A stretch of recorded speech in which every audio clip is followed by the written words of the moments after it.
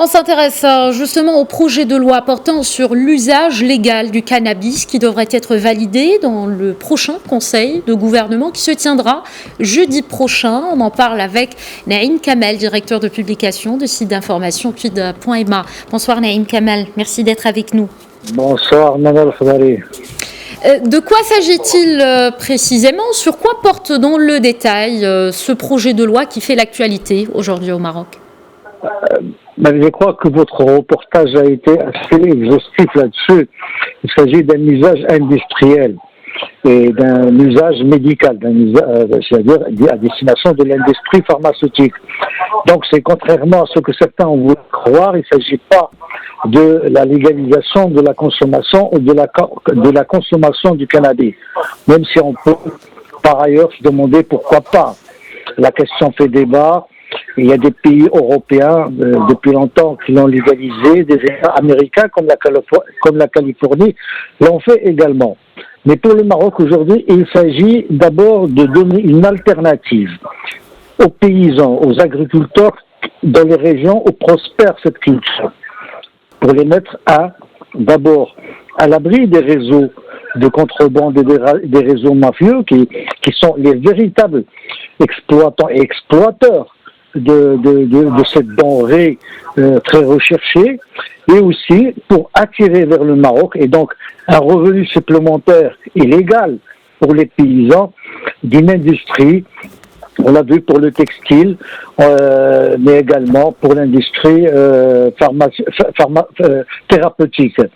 Il s'agit essentiellement de donner un cadre légal à une entreprise légale pour générer un développement qui retomberait, parce que ça fait des années que le Maroc essaie de trouver des alternatives. On l'a vu dans les années 60-70 avec le projet d'Hérault. Aujourd'hui, il y a des possibilités.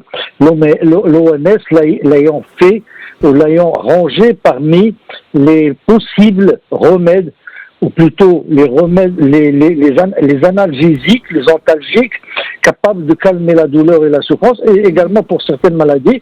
Et le Maroc se trouve donc fondé aujourd'hui de trouver un cadre légal à cette démarche.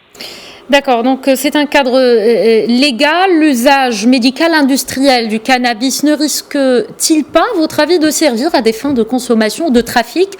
Et que faire pour éviter ce scénario, Naïm Kamel? Je crois d'abord qu'il appartiendra aux autorités de veiller, sans mauvais jeu de mots, au grain. D'un point de vue culturel, il ne faut jamais l'oublier, la consommation du cannabis au Maroc ne posait pas de problème. C'était l'inverse. Dans les années 60 encore, c'était l'usage de l'alcool qui était socialement dégradant.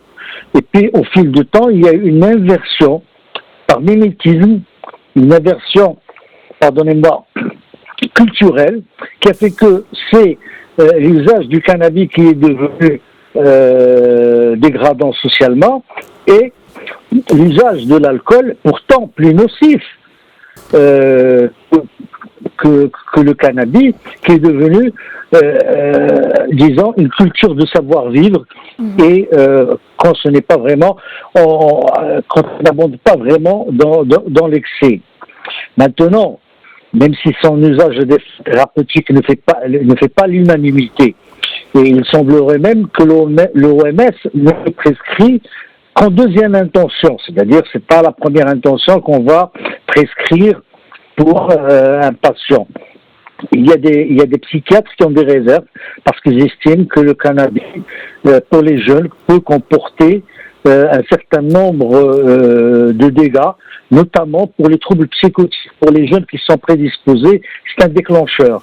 Et c'est un déclencheur dangereux qui peut l'être et pour les jeunes qui s'y adonnent, pour leur entourage qui peuvent, schizophréniques ou bipolaires, devenir dangereux.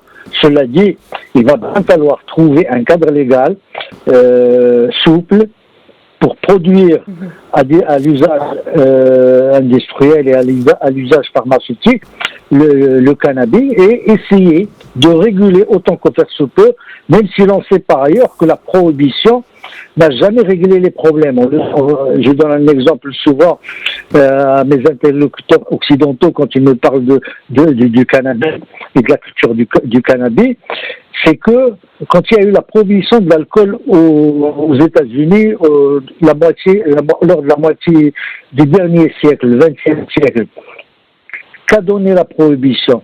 Elle a donné Al Capone, elle a donné les réseaux mafieux, elle a donné le trafic de l'alcool frelaté. Donc plus on va vers la prohibition et plus on crée les conditions où prospèrent les réseaux mafieux. Maintenant, le gouvernement marocain a pris acte de la décision de l'OMS, il s'engage dans une voie, et j'imagine qu'en s'engageant dans cette voie, il fera les choses dans le cadre qu'il faut pour veiller à ce que cet usage ne dérive pas vers une banalisation de ce qui est par ailleurs une drogue. D'accord, donc légaliser puis assurer le contrôle, c'est ce qu'on retient de votre message, Naïm Kamel, directeur de publication de site d'information quid.ma. Merci pour ces explications. Merci à vous.